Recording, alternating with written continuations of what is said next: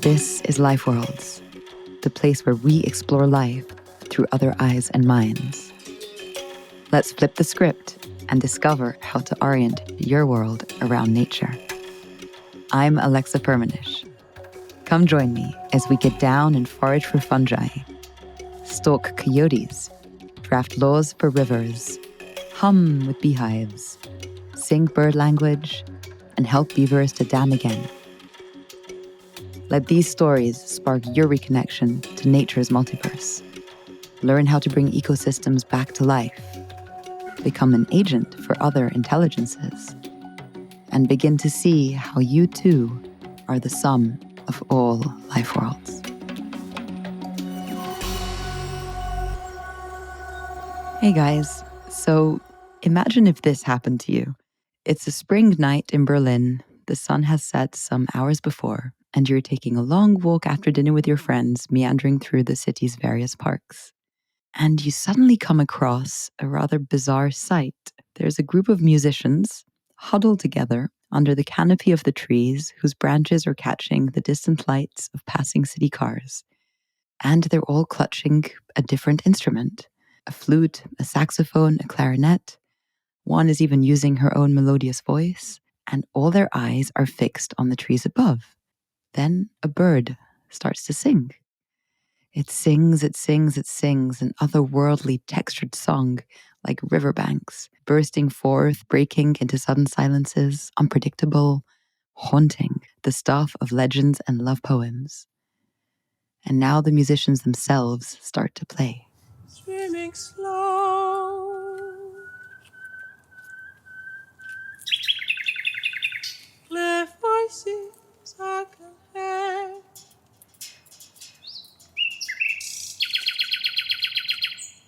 Through the hasty words of heaven,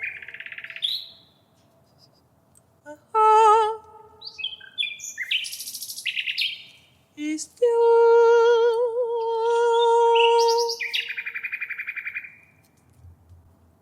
Dark storms turn This scene actually takes place every year, orchestrated by our guest today on the show.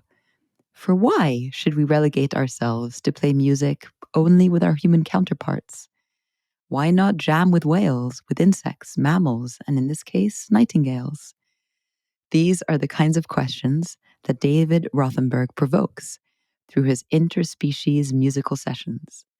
David is a musician, a performer who has played and recorded with many of the musical greats. He explores the human relationship to nature via explorations of sound, making music live with the sounds of nature, recording with other species, writing books and making films about the process. He is the author of Why Birds Sing, 1,000-Mile Song, and several other books, which have been turned into feature-length documentaries and films.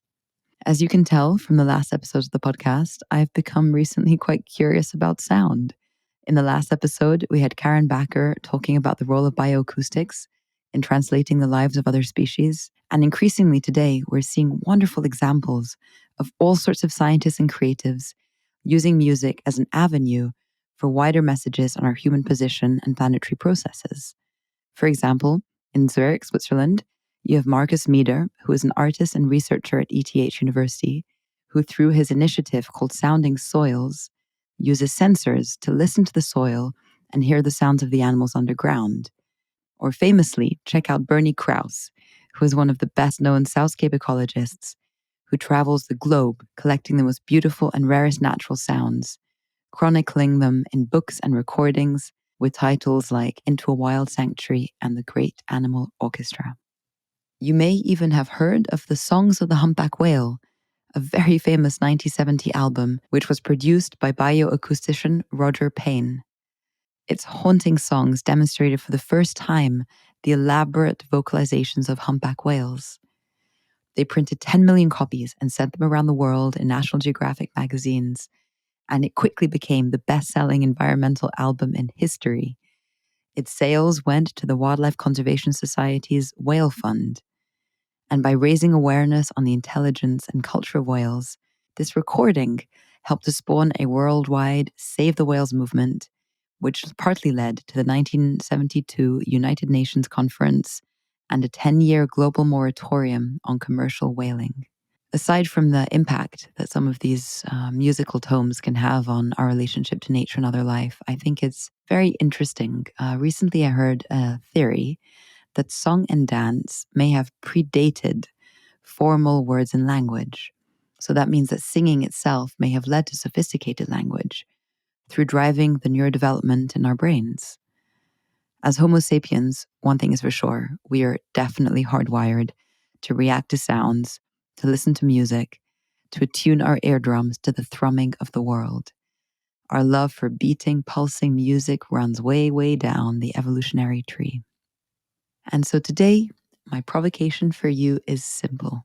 I want to transform how you listen to nature every day. I want to ask where you can begin to perceive the multiple musical compositions of our planet. As David says, once heard as music, the world of animal communication is immediately accessible, emotional, and interesting. But we rarely notice it. So, my friends, listen wider, expand your sense of music to more than human sounds, and through this, you may very well take in a world of greater beauty and greater meaning. And of course, beyond listening, there's actually participating. There's playing back, playing with creatures as species with other species. So let's find out how to do that. Here's David Rothenberg.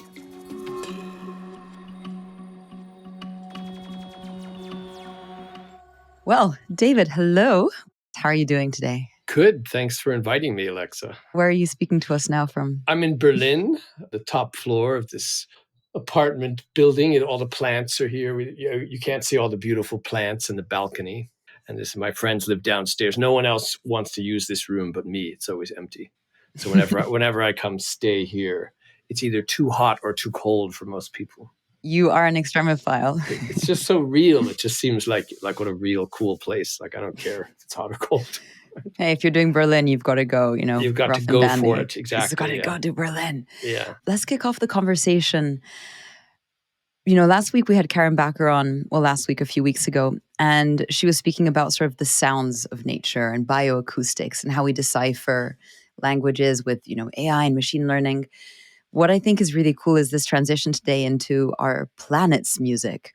And as you know, the name of the podcast, Life Worlds, is about how we deepen our senses to the worlds around us, the life around us. And so here I think we're going to talk about the form of poetry that kind of surrounds us every day.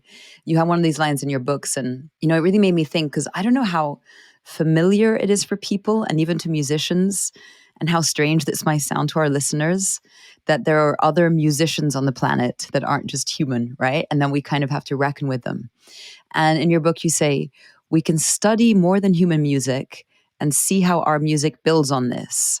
And our love for beating, pulsing music runs way down deep to some of the most ancient and numerous species that populate this earth. So let's start there. What do you mean by that? How have other creatures influenced human music and songs? Yes, well, people are really interested in music. We love music.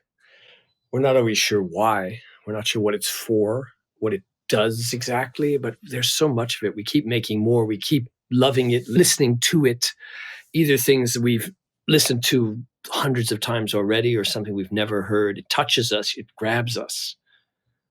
And then you start to think, why? Where did all this music come from? How can you tell if a sound is music? Well, when I went to school, they taught us music was organized sound, which I always thought was a pretty bad definition. I would say that it's music if someone tells you it is, like, consider this as music. Okay, this is now music. So if one person thinks there's a pile driver in the street, drill, that's noise. They wish they would stop. Someone else plugs in their guitar and goes, same sound. They say music. Is it noise? Is it music? It's both. It's whatever someone wants you to consider it as. So I don't know. Is that any better definition? I'm not sure, but it's clear that people love melodies. We love rhythms. We love patterned, repeating shapes of sound. And beings have been making that. Living creatures have been making rhythms, melodies, noises, musical collections of phrases and sound for millions of years before there were ever humans on this planet. I'm talking about our fellow musicians like insects, like whales, like birds. All of these animals are much older than we are. They've been around a long time. And some people in music want to find the classics, the true great things that have stood the test of time. Well, we know the sounds of birds and insects, cicadas and nightingales, humpback whales. These have stood the test of time. They've been around so long. There must be something right about this music. Humans are always changing our music. We change our minds about what we like because that's the kind of species we are. We're very restless and unsatisfied. Look what we do to the planet just to survive. And these other musicians tend not to do so much transformation of their environment, but they've been singing, they've been dancing, they've been doing all these musical things that we do for a lot longer than we have. And I think our whole culture has evolved in the presence of these beings, and we often forget that. Like the standard story is people like rhythm because they like a certain beat, a certain tempo, because it's the rhythm of humans walking across the landscape. Like that makes some sense. But even before we started to walk, didn't we hear insects? Didn't we just hear that rhythm before we even started to move? So why not consider that our love of the beat comes from bugs, our love of melody might come from birds, blackbirds outside the window. You might hear one that goes,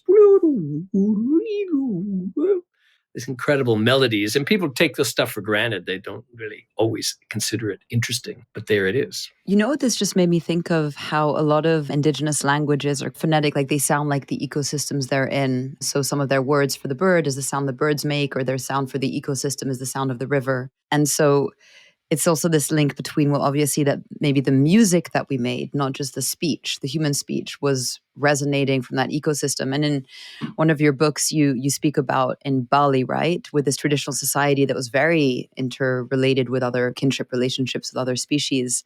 And you say in your book, there's this clang of Fasca melon orchestras, or the Ketchak monkey chant. Do you know what that is? What is this? We're going to give you a sample of the Ketchak monkey chant. It's going to be right in this podcast right now. It's one of the famous early examples of why world music is interesting. From the 1950s or so, David Lewiston, I think, made this recording. You just hear some people going, cha, cha, cha, cha, cha. And there's hundreds of people that are going, cha, cha, cha, cha, cha, cha, cha, cha, cha, cha, cha, cha. It's this whole incredible rhythm. Everyone's just going, cha. They're telling stories from, the Mahabharata or things like that, and sitting around in a circle. And it's just this overlap. It's like a bunch of people are being like the insects. And this is one thing I did learn in college in anthropology, reading writings of Clifford Geertz about Bali. And he would talk about in Indonesia, everything's in cycles. Like there's only a few names people have. So you have the first 4 kids have these names and it cycles again. And the months, there's a cycle, the years, everything's in cycles. Everything has a name, overlapping periodicity. The music has the same quality. And he found that located throughout their whole culture, the cyclical, repetitive thing. And gamelan, instrumental music, they're playing all these gongs, has that quality. The monkey chant has people just doing that. And it's really, if you've never heard it, you go, okay, wow, people can do that. Let's just do it right now. You could get a room of 50 people doing the monkey chant in probably like 10 minutes. And you would be like a bunch of cicadas, like, that should be our next Life Worlds meetup. Cue monkey chant.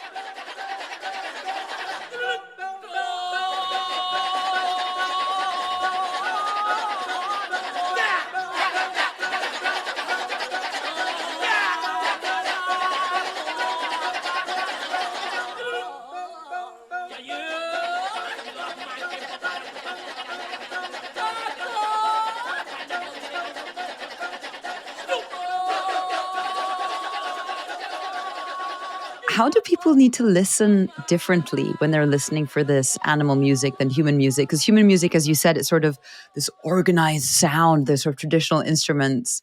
How do we need to listen, or how do you invite us to listen to animal music? In a way, we want to listen to it the same way we should listen to human music, in that we want to take it seriously. So instead of just hearing the sound of a bird, say, as just some random noises coming out. Or maybe you think, oh, they're talking to each other. Well, why not think they're singing? They're producing a sound with a pattern, with an emotion, with I guess that's what the word musicality means. It has a certain shape and form. It has to be done just this way for the other birds to care. You hear the emotional quality in it. If you like to measure that stuff, you can notice that dopamine is released in the brains of birds as they sing, or you can just hear it and say, wow, isn't it beautiful? And some people will say, oh, you're just being a human. This is not beautiful.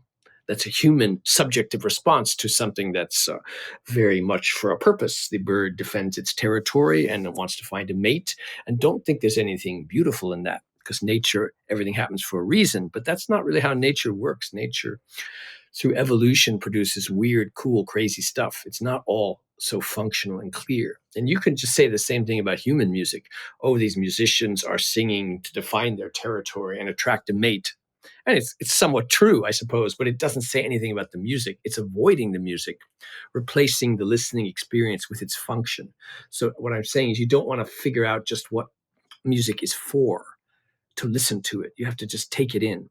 And today we are getting so functional about human music, I would say. A lot of students I talk to, younger people, I play them a piece of music and they ask this question they never used to ask. Well, that's interesting. Well, what's it for? I said, what do you mean, what's it for? Oh, is it for studying? Is it for focusing? Is it for falling asleep? What's the purpose of this music? Because we are constantly being fed lists, playlists of songs with a purpose. Everything's like to optimize now. And it wasn't that long ago where the same kinds of people just loved music for itself. Like, where's that cool new Rolling Stone song? I can't believe it's going to come out. It mattered so much in the rise of pop music. Just single songs could make a huge difference. What's the meaning of American Pie? No one's ever figured it out. So this song, like, are there songs like that today? People are really trying to puzzle through that matters so much to everyone. There are some, but people tend to look at music as something to optimize our lives. I'm not sure it's a bad thing, but it takes you away from the music into what it does to us. And I think you have to get into the music. And so the first thing I'd say is just listen more seriously to what you want to consider as music. If you hear something and you say, oh, that is music, listen more carefully to it, more completely, and really try and take it in and figure out what is musical about that sound you're hearing. Oh, I'm going to say something very hippie, but just after another thing, which is when I read in your book that when the birds sing, it releases dopamine. On one hand, it's like, okay, well, then it's neurochemical and their brain is rewarding them for doing the thing that perpetuates. But at the same time, if you think what's happening, okay, beautiful, whatever, the bird is receiving dopamine. So the bird is enjoying the singing. And so as the birds are singing, whether neurologically or not, it doesn't matter. They're experiencing that joy and that bliss as they sing. And even just that knowledge, even though it's scientific, for me, makes me look at it in a different way. And as for the sounds around us, it's funny, we think about animal sound, but I often find that the wind has music and has language, actually. If you're sitting on top, I was recently in the UK on top of one of these big tors, these big kind of rocks in the middle of a national park. And the wind was so strong and I had my little parka around my head. And it was stopping and starting and moving. And it was music. I stayed there for half an hour hypnotized. And so I love this invitation of like, take any sound that's around you seriously, because if you drop in deeply enough, it can become art. It can become enjoyment. It can become music. Yeah, I don't think of that as being hippie in a negative way, but then I'm a hippie myself. So, I went to hippie summer camps and, all that kind of thing. Where were you, by the way? I was in a tour in Dartmoor. In southern yes. Yeah, Dartmoor. I've been on the Dartmoor. It's very windy, famously so. And, Bernie Krause, a famous sound recordist, has mentioned a conversation he had with a Native American elder. They were listening to the wind in the trees. He goes, listen to that, that's where all the music comes from. And at the same time, we all know wind doesn't make any sound at all. It's only when the air hits something. It's only making a sound when it's going against your parka or the rocks or the trees. And Tim Dee, a famous BBC nature recording personality, he made a whole film about recording wind, which is what sound recorders try to get rid of. Wind screens, wind gets in the way, messes up your recordings. I'm watching the wind here, like it's going to get too windy. Do I have to shut the door? And yet to actually seek the wind is a great thing. So he makes this whole wind program. Oh, that's so good. It's very beautiful. He goes to the first place in England to the east where the wind hits coming from the North Sea, the very first moment where it's incredibly windy, and he's sort of taking it in. That makes me think of what you do with the nightingales, and maybe that's actually a great segue. And you're actually in Berlin now, so it feels like the right place to start, because I want to talk about the nightingales, the whales, the birds, and the insects with you today. Hopefully we'll get through all of that. But, you say that Berlin is the center of nightingale science, and their song is one of the most beguiling songs in nature. They have gigantic repertoires, like the males know up to 200 song types, and that they're always exciting and that they're always singing. So tell us about the nightingales. And I love that you're in Berlin right now. When did you first come across them, and why did they bewitch you? And what do you do with people and nightingales? Yes, Nightingales in Berlin, the title of my book and a film that we made about this. I first came, it wasn't the very first time I was in Berlin, but I made a plan to spend the year 2013 to 2014 living in Berlin to play music with nightingales, because I had read a few articles about how, it's a city, but there's all these birds singing in the middle of the night in these parks. And there's more nightingales in the city of Berlin than in places like Paris and London. There's songs about nightingales in the city. They don't sing there anymore. What Berlin has them. And I said, oh, that's a good idea. I'll move to Berlin for a year. It's got to be full of some fun musicians, and we'll go play with the nightingales. So I'll find a place to live next to this park where I hear there are nightingales. And I already knew, actually, from writing a book, Why Birds Sing, came out in 2005, that Berlin is full of nightingale scientists. At the Free University, they were studying the nightingales. So I figured it was a whole convergence, a good idea to do that. So 2014, I started doing this. Each year we added more different musicians. And then I realized how amazing it was to watch somebody sing or play with a nightingale for the first time. I said, oh, we have to film this. Well, the only problem is it's dark. Like, okay. And then I read that some cameras had been invented that weren't so expensive, that shot in complete darkness. Oh, great. We're going to use these cameras. And that's how it all began. And I keep coming back every year to do this again and again. And I just did it 1 hour ago right now. No way. Even though it's just about June, it's late.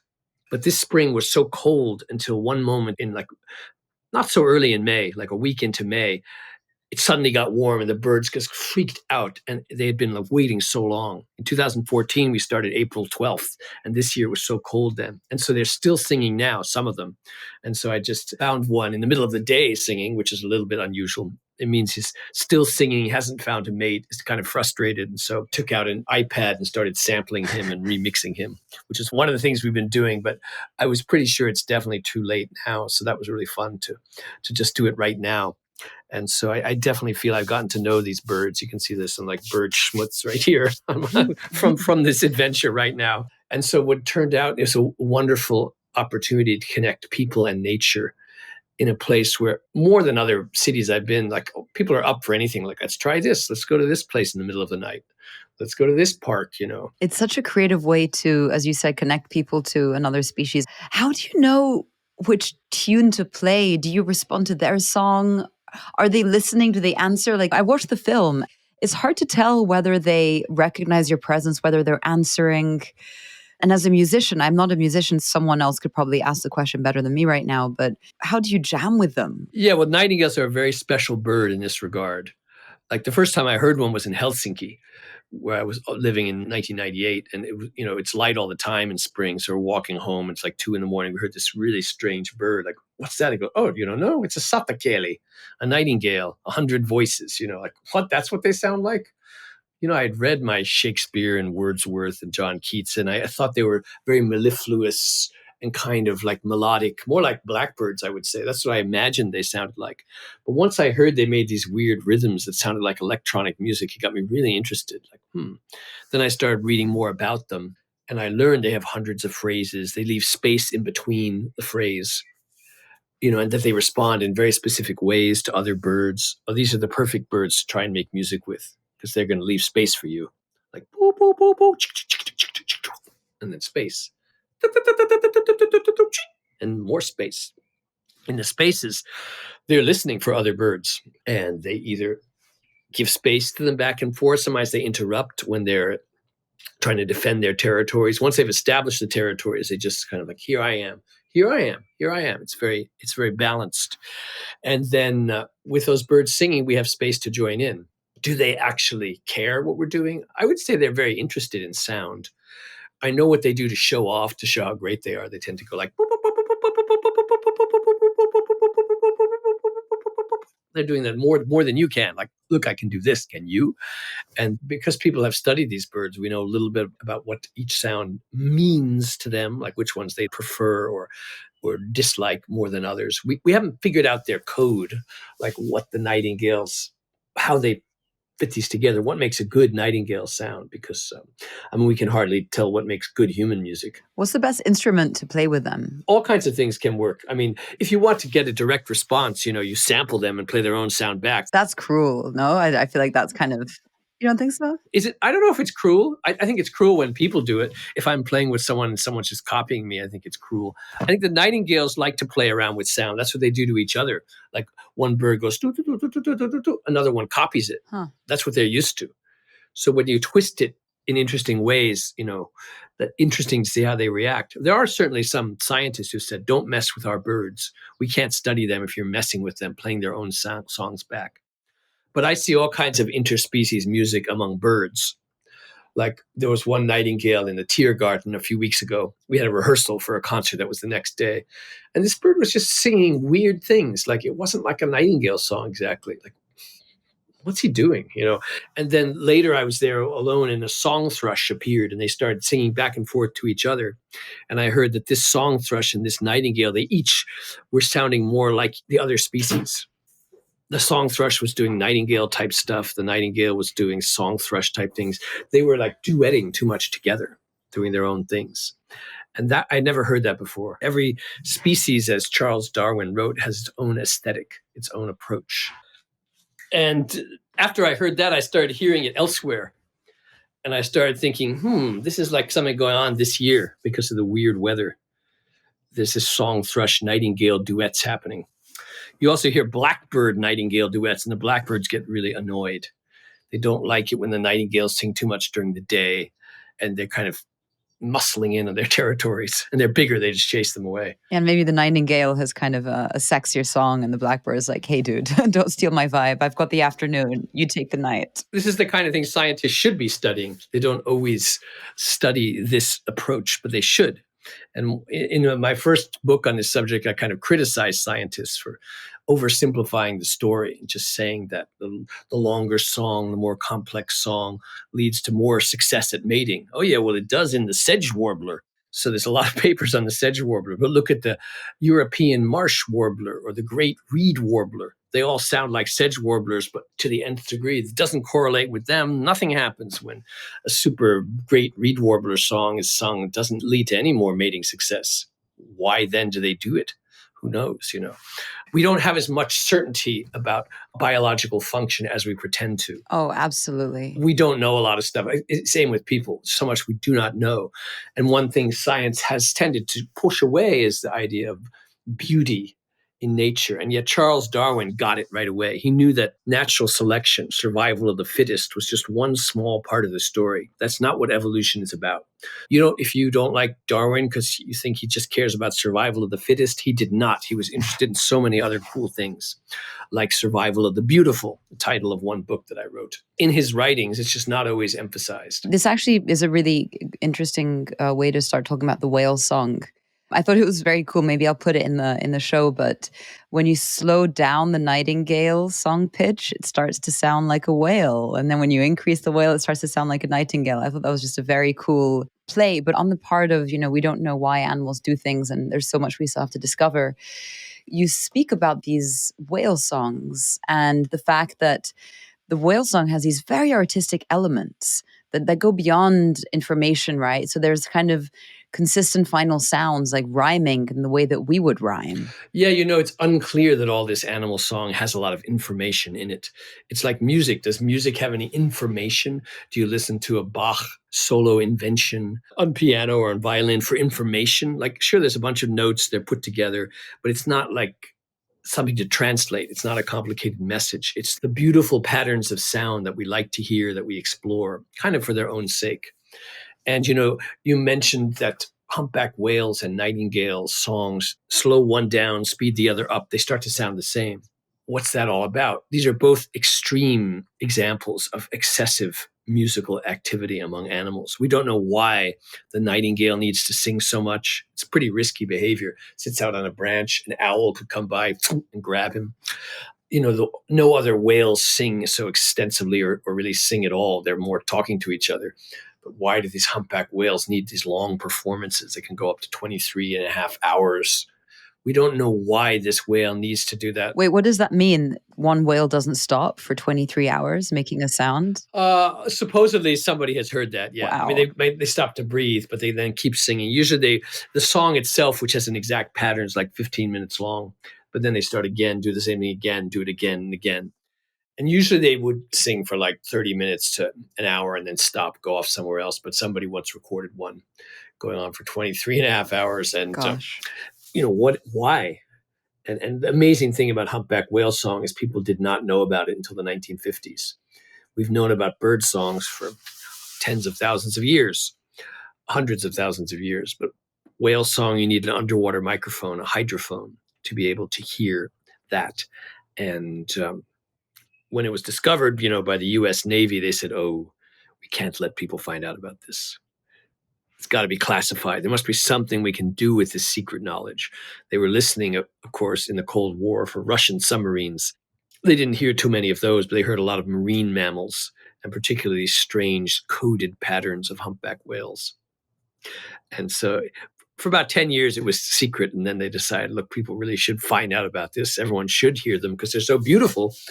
And there's a famous science paper by Roger Payne and Scott McVeigh where they actually have this line in the text: "The humpback whale emits a series of surprisingly beautiful sounds." Oh. And you say, like, oh, what's so amazing about that? It's a science paper. How do you know it's beautiful? Can you prove it?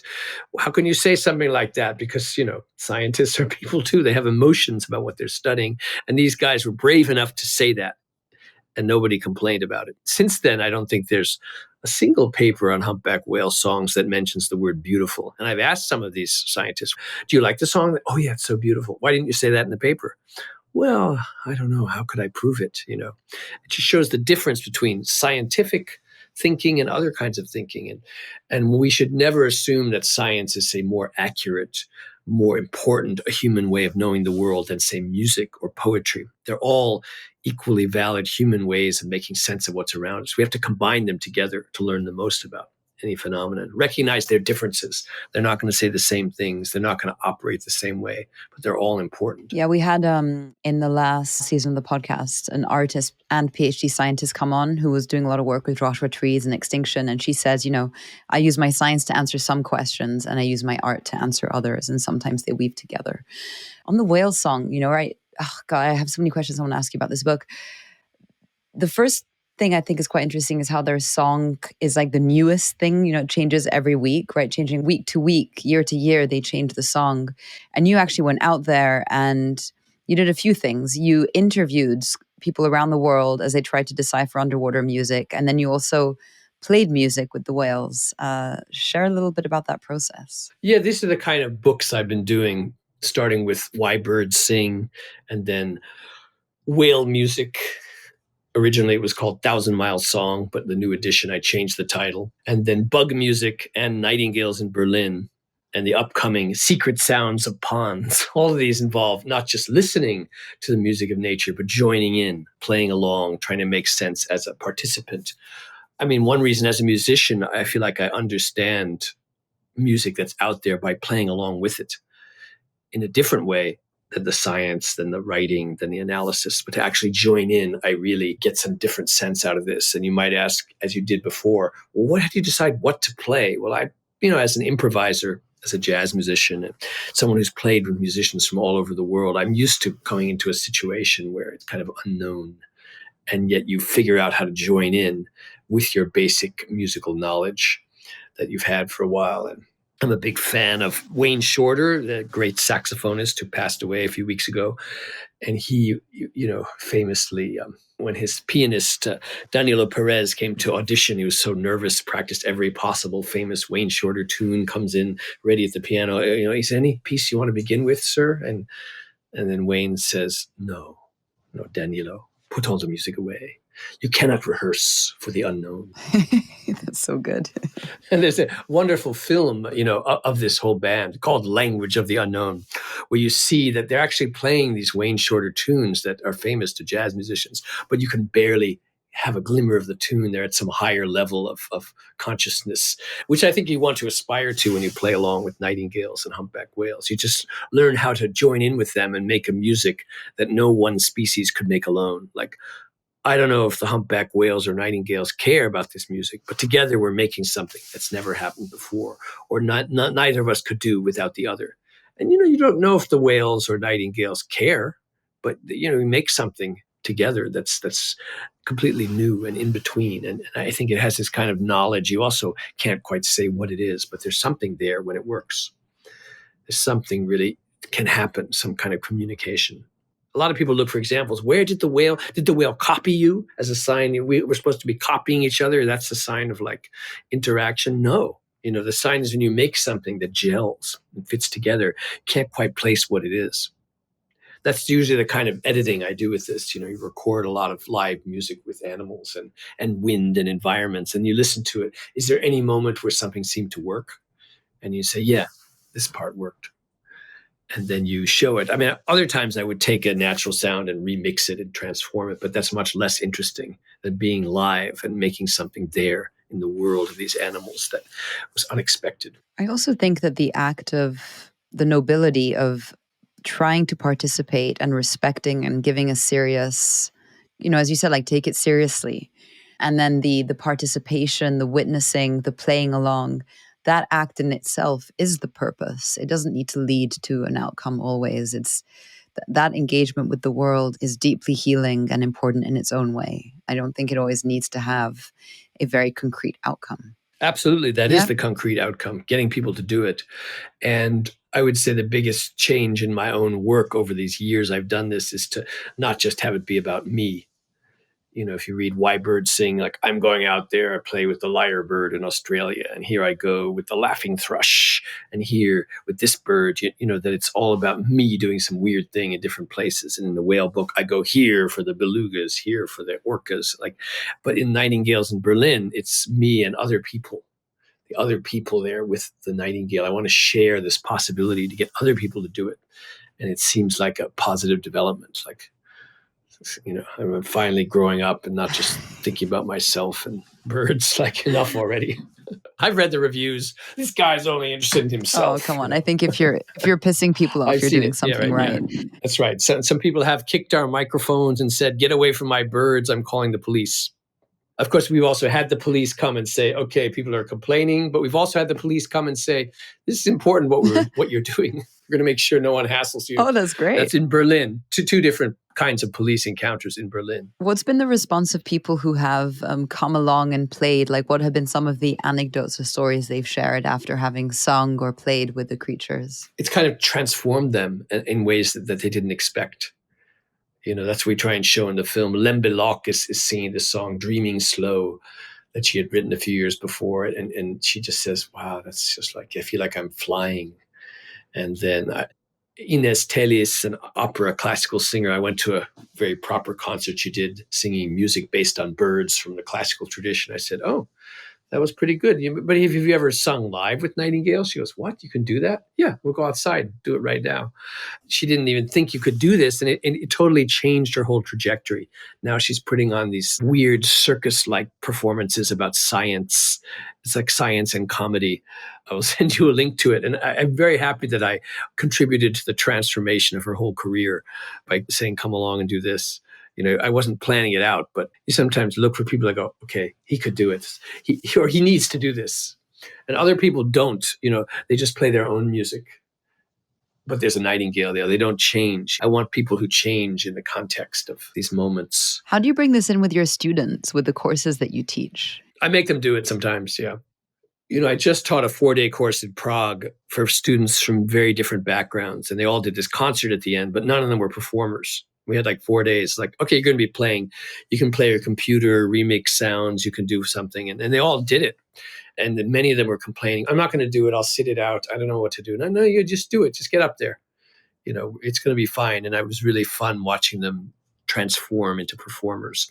My own students are similar types because I teach at a kind of state engineering school. It's like a working class people to study to get ahead in life, New Jersey Institute of Technology. But they've always let me do just what I want, do all kinds of creative things. This semester I had a music class. People were, making music on their computers, and they weren't musicians, most of them, and they just start to do it. Here, let's just do this. I don't know anything. It's okay. Maybe it's better. Just make something up. Just explore and then listen to more music. You learn how things can be done. So I don't emphasize music and wails, say with them, but we do something like that. Sometimes we bring it in. But I more emphasize inventing something we haven't heard before. They all want to produce pop songs. And I'm saying like, yeah, okay, you could do that. But let's do something no one's ever heard before. And I also make them play together live, playing the computer. They haven't thought that that's interesting. They want to precisely plan it out. And actually, the more interesting things happen when people are not totally in control. I've always believed that. And so I get them interested in the kind of way of making music that I like, the uncertainty. And I'm totally open to whatever they can do. I'm not so critical. I mean, I'm critical of people who don't work and try things out, but I'm not critical if someone doesn't know the difference between an A and a B flat, or they don't know why this chord progression is supposed to be good and this one you're supposed to not use. I don't care. Use the one you're not supposed to use. Keep using it, and then we're going to like it. You learn in harmony class, you cannot use parallel fifths, which means you can't have like C and G and go up to D and A.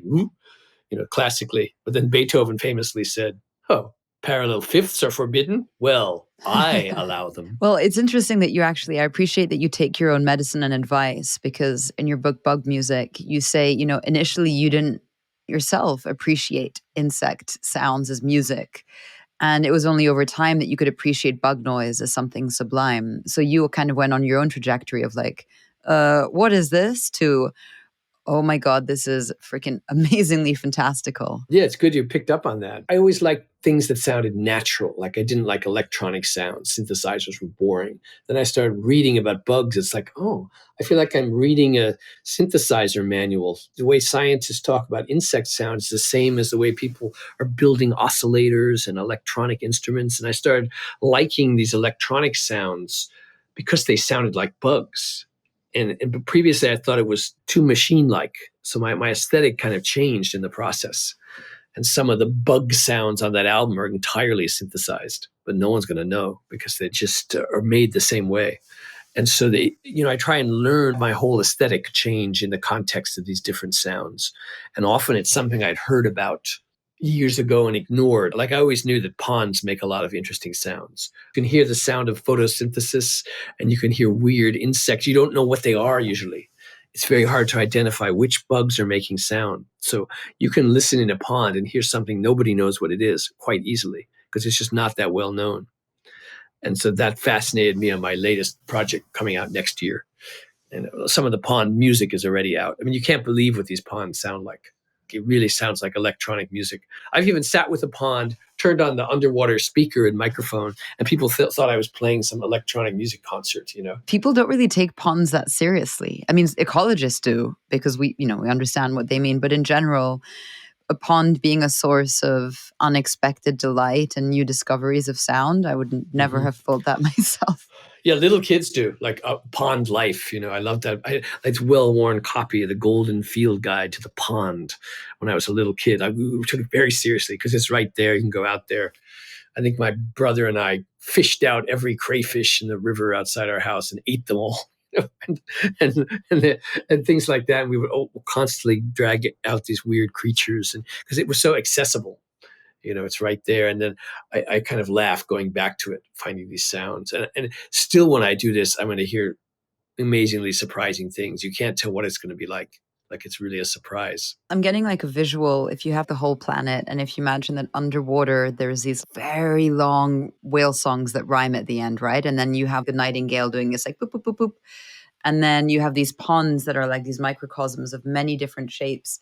And then what I loved in your book on bug noise, you speak about the 17-year cycle of these, how do you say it, cicadas? Cicadas. I love to talk about that as well, how our planet beats to all these different drums of time. And some creatures are synthesizers, like very, very quick. Other ones are long. And the cicadas, oh my God, I can't say it. Cicada. I've never been able to say the word. It's actually very embarrassing. But anyway, I guess it's a bit of humor. You're saying it great. It's a great way to say it. I like your versions. They're fine. And so the cicadas, they have these 17-year, you call it almost the longest animal rhythm beat. This is like one of the deep heartbeats. Yeah, the longest beat. Yeah, exactly. Even more than the bear in meditation. Silence and then shh. It's so much longer. Yeah, like how do they even know? How can these bugs know when to come out? It's great, you know. And why? Why does this happen in these cycles? It only happens in the eastern US. Why are there 17-year cycles? In the book, I talk about some theories about that, but honestly, we just don't know. And the 17-year cycle, I guess, for people who don't know, is that they emerge, right, every 17 years. Yeah, you see none of them. There's none of them, you know, this year, and there's none of them, and then after 17 years, they come out. However, there are different populations of them. So if you go to a different place every year, they're coming out somewhere. And of course, they're not perfect. Some of them wake up the wrong year. That would be me. Like, where's the party? I don't think it's the right place. Yeah. And so you do hear them the wrong year. And other species of cicada, of course, come out every year. As always with nature, you want to be very specific. If you say like whales do this, it's like one kind of whale does this, another kind does that. The differences are there. They're not all the same. And you played with the cicadas, right? I spent a lot of time doing that. Yeah, it's interesting. What's that? It's like joining into a total wash of, at first it sounds like noise until you learn what's going on. And then it's like, there's 3 different species. They each make up to 4 different sounds. You have carefully choreographed 12 different sounds in overlapping patterns. It's really a piece of grand music where they're all put together. But it very easily sounds like noise to most people, and certainly when you first encounter it, until you learn what's going on. Could you imitate in that amazing way that you do? Oh, there's different sounds. Like the most famous of the 3 17-year cicada species is one called Magis cicada septendecim. And of course, when they gave these things Latin names, they knew there was something magical about this. It's not just cicada, Magis cicada. They're magic. Scientists did have fun with their names. So it makes the pharaoh sound like pharaoh, pharaoh. And then you have millions of them. The tail goes away. You have pharaoh. You don't hear the end. You just hear doo, like this drone, this noisy pitched drone. And that's amazing that millions of them doing pharaoh turn into this tone. It's like they have a musical strategy just to live. Wow, that's really beautiful. That's one of them. And at the same time, you hear another species, Magis cicada cassini. And this guy looks the same, comes out at the same time, and they go each individual. What? And then when they have millions of those, they figured out how to synchronize by doing this dance. They all go like all together, and then they stop and fly like that in a synchronized. And then they start to sound like.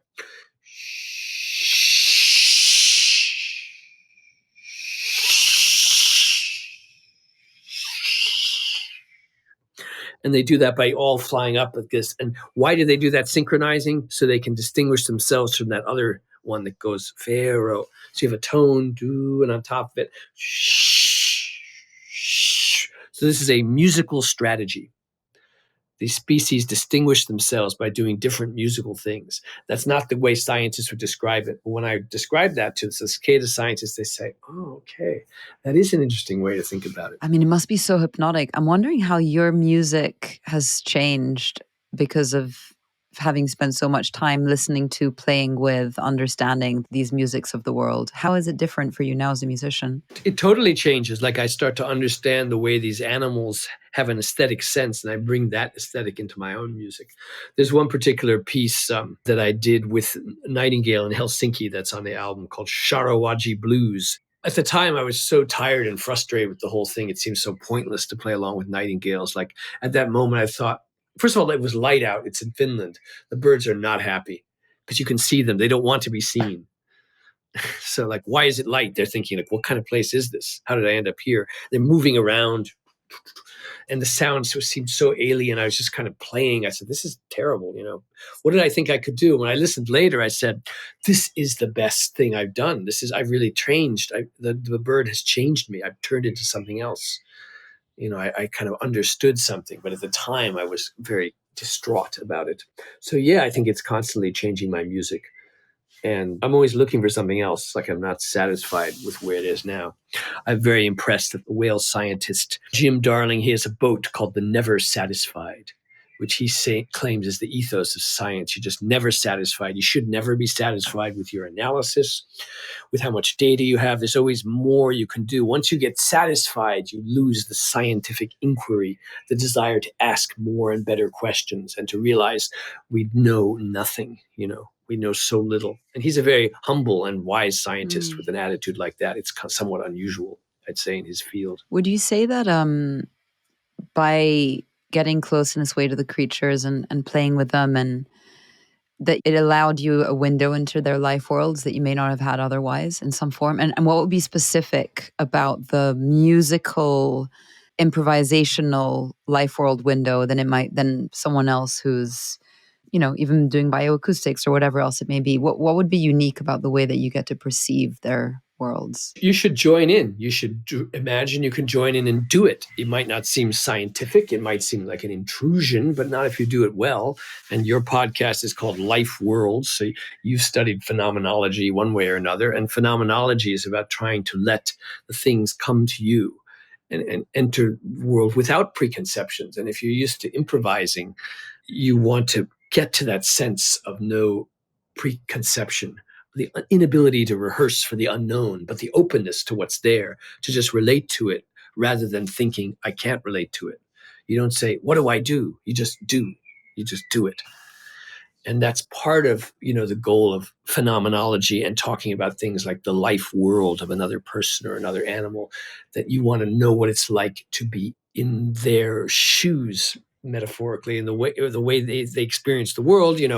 We've all read Thomas Nagel's famous essay, What is it like to be a bat?, where he argues we're not going to know what it's like to be a bat. I think if you talk to Thomas Nagel today, he'd say, well, I was wrong. There's so many ways we can learn a bit of what it's like to be a bat, or maybe a lot. We can enter these forms of experience. And I'm pretty sure, even having talked to him about it, that he would have a whole different view. Certainly if you read his later writings, he got very critical of science in the narrow sense of analytical philosophy, deciding this means that means this, and much more open to the unknown, or the notion there's many ways of perceiving things. I really love that sense that it's very important training for how we remain open to things that may be unknown, different, surprising, and that we can participate in it. It's such a unique and powerful way to practice that. And I think it's also within this, but maybe just slightly parallel to it. It's also, just as you said in the beginning of our conversation, a way to open ourselves up to the sheer beauty of the world around us, right? And so I think a lot about, obviously, this moment in time, highly challenging, species are going extinct. We know that, ecologies and climate is not at all how it should be. And so I'm also always very curious about, how will I say this, contexts that support us in processing, pain, grief, confusion, turmoil.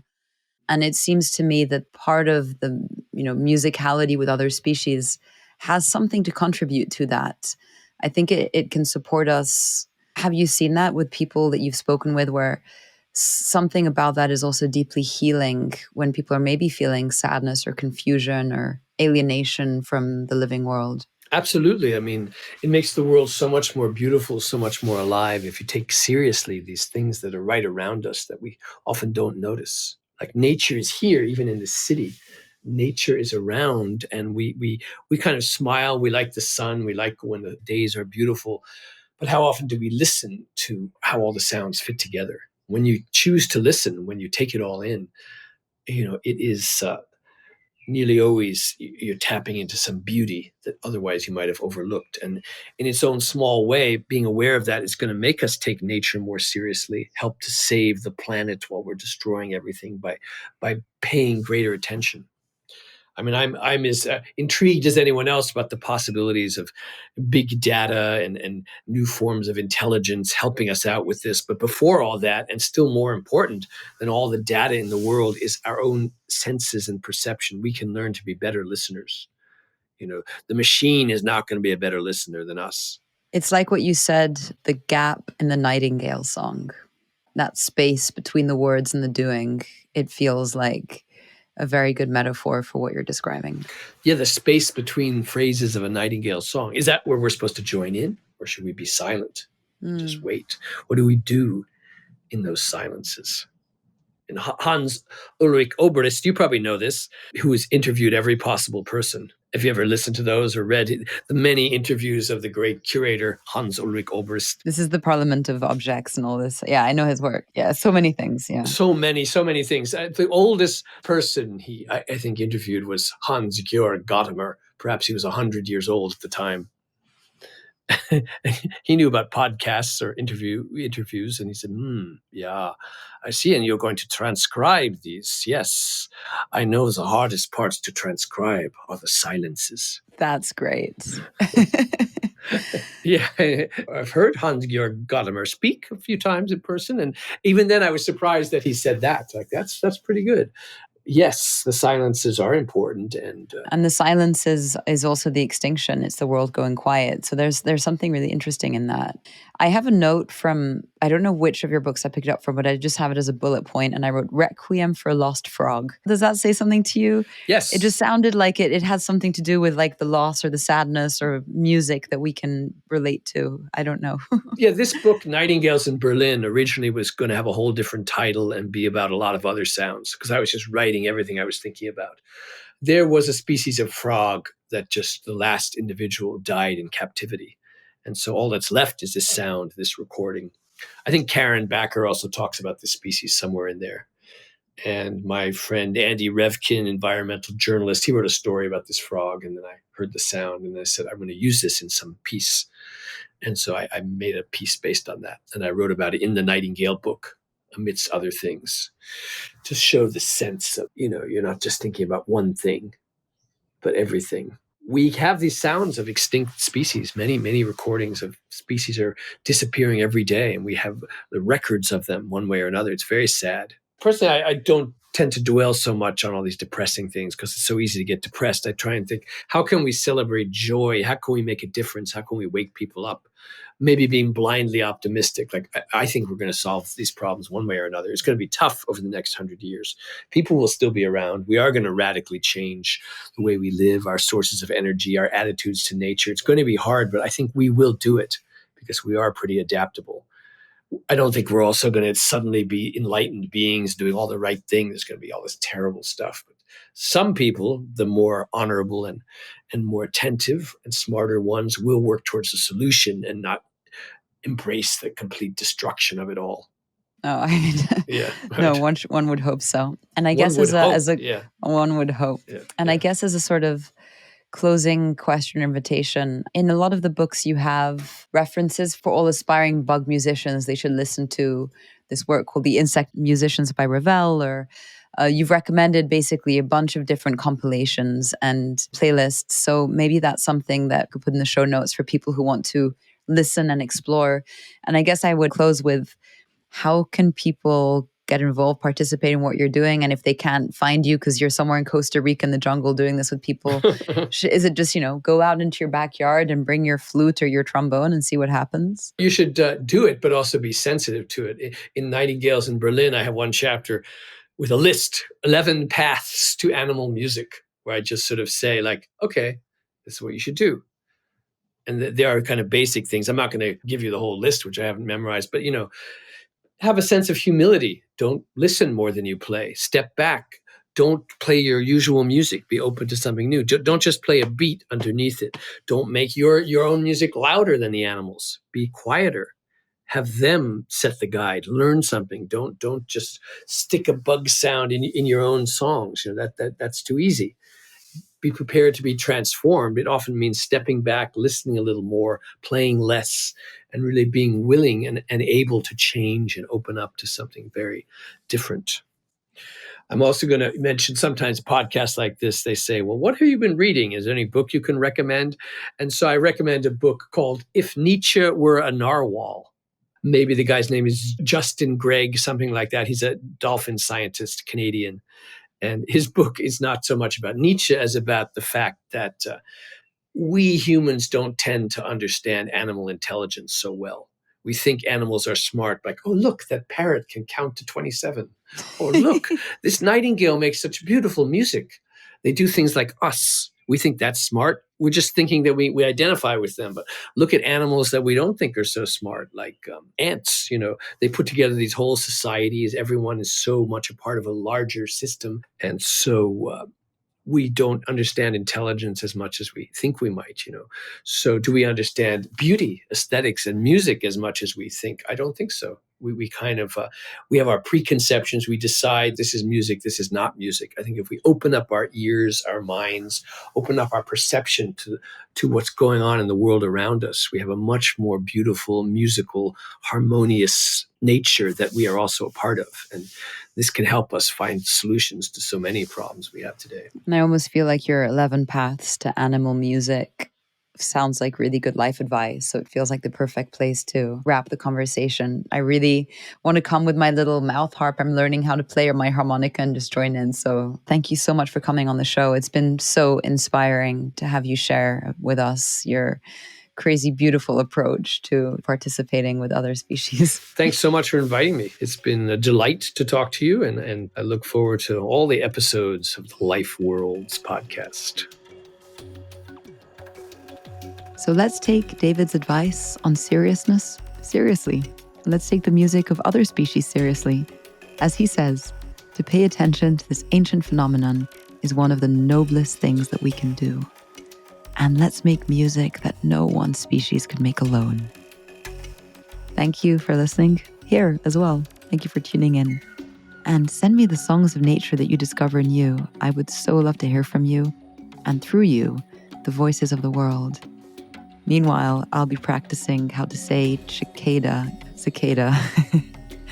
Have a beautiful day, and see you next time, where we'll be learning all about wildlife passages and designing infrastructure with other species in mind.